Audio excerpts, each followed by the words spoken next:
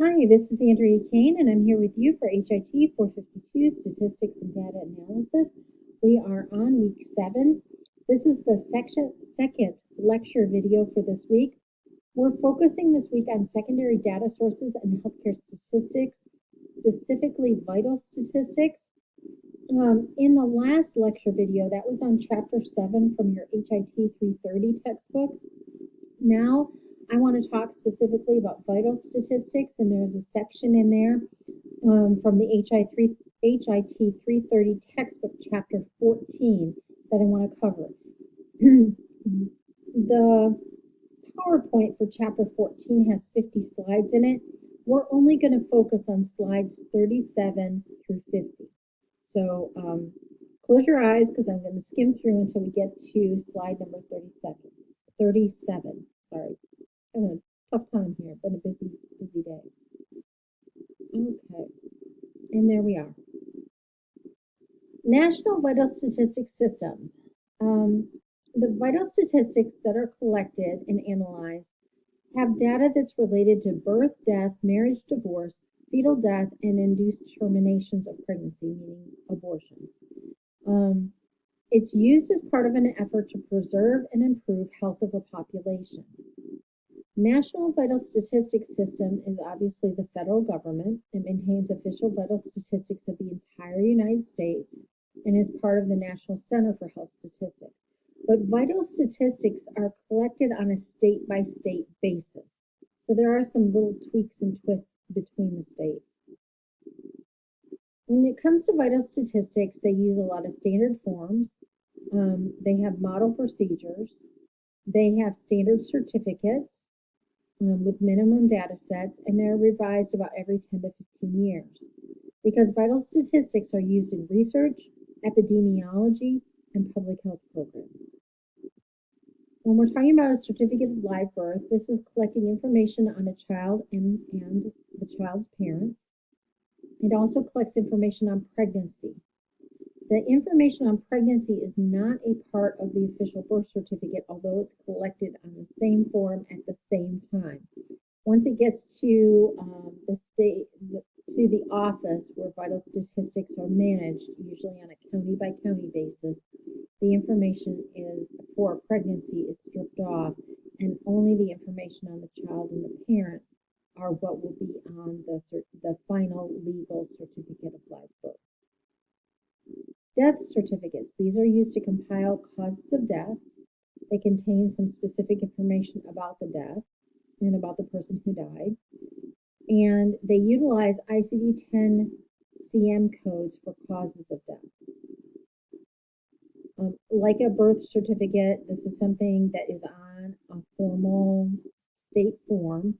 It's submitted to the county office. The county compiles the information. And what I should have said, going back to birth certificates, certificate of live birth, this is all electronic now. It used to be paper. It's now all electronic, entirely electronic. And same thing with death certificates. Reports of fetal death are also electronic. And this is completed when the pregnancy results in a stillbirth, meaning that when the baby is born, they have APGAR scores of 0. If you have a baby that is born and their APGAR score is 0, they are considered a stillbirth. There's no signs of life.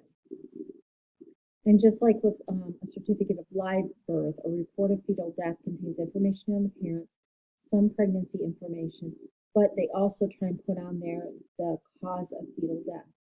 That is not always known. So sometimes what they put on there is what they think caused the fetal death. Occasionally an autopsy may be performed. There are also reports of induced termination of pregnancy. This is abortion. Records information on that usually has to be place of where the induced abortion took place and the type of abortion procedure that was done, and some information on the patient. Again, this is all electronic these days. The linked birth and infant death data set explores relationships between infant death and risk factors. They're trying to figure out why did the infant death occur, and were there any risk factors involved, and are there any trends? It's a service that's provided by the NCHS. Again, the purpose of the data set is to use the many additional variables available from the birth certificate to conduct a detailed analysis of infant mortality patterns to ultimately reduce infant mortality. There are population-based statistics looking at mortality and morbidity rates to infer the health of the population. In some areas, information that is gathered through vital statistics show pockets of area where maybe a specific type of cancer is higher than it is in other parts of the country, or maybe heart disease or something like that. Vital statistics can also be used to calculate birth rates and again measure infant mortality. A live birth means that the baby was alive when it was born, meaning that it had an APGAR score of 1 or higher. And then they calculate a crude birth rate. Infant mortality is divided into 3 different categories. The first one is neonatal mortality rate. This means babies who are from birth to 28 days of life. Post-neonatal mortality rate looks at babies that are 29 days up to 364 days old. And then infant mortality means all children under the age of 1. So you can be looking at neonatal, which is essentially those first 28 days of life. Postnatal is after the 28 days, up to but not including 1 year. Infant mortality rate means both neonatal and postnatal, everything all together. In terms of death or mortality rates, there's a crude death rate that's calculated. This is the measure of actual or observed mortality in a given population. There can be a cause-specific death rate where you're looking at the rate of death because of a specific cause, and it may be calculated for an entire population or a specific age group or a specific gender or a specific race.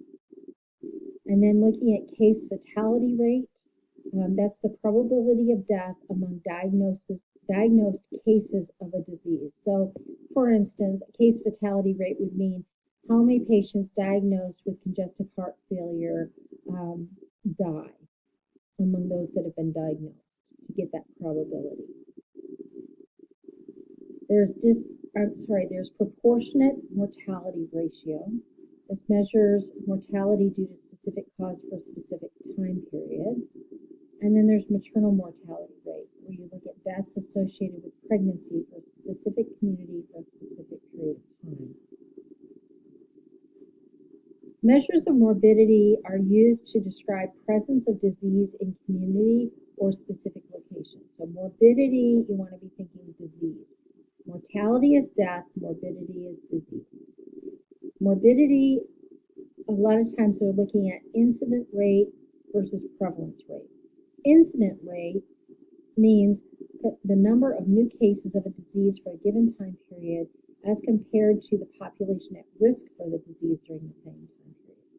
Prevalence means that it's the people in the population who have a particular disease at a specific point in time or over a specified period of time. So incidence talks about new cases. Prevalence is everyone who has it at that point in time. The National Notifiable Diseases Surveillance System is really looking at how can they gather more information. They're looking for regular, frequent, and timely information on individual cases to prevent and control disease. And this goes back to the CDC in terms of who's setting expectations and requirements and where do they get reported. So the states are supposed to be reporting the information to the CDC, but in some cases it is optional. And that is it for Chapter 14. So this week you have a few things to do when it comes to secondary data sources and healthcare statistics. We will be talking more about registries in a couple of other classes that you have. So we're only touching on it here to sort of be a little bit introductory and from the side. But I think by now you've had plenty of information about registries. I wish you a great week and I look forward to talking to you again soon.